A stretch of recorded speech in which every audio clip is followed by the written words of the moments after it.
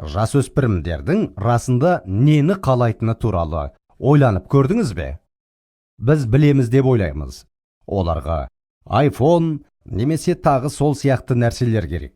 Ал зерттеулердің нені көрсететінін білесіз бе? Орташа статистикалық жасөспірім 24 өмірлік құндылықтардың ішінен ең аяулысы деп бақытты отбасылық өмірді басты орынға қойып, соны таңдайды. 24 құндылықтың ішінен. Яғни ол дегеніміз, әлемдегі әрбір жас адам ең алдымен отбасында бақытты болуды қалайды. Содан соң ғана жақсы жұмысты, байлықты және тағы басқаларды қалайды. Жақсы жұмыс екінші орында тұр.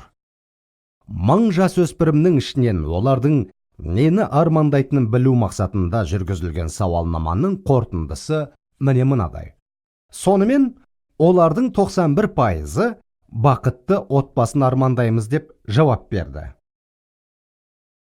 Ойланыңыздар, байлық, өркендеу не жақсы жұмыс, не атақты болу жайында емес, бақытты отбасы жайында армандайды.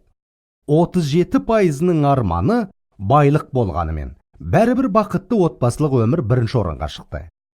Ажырасқан отбасылардан шыққан жасөспірімдердің қатысуымен жүргізілген тағы бір сауалнаманың көрсеткіші мынандай.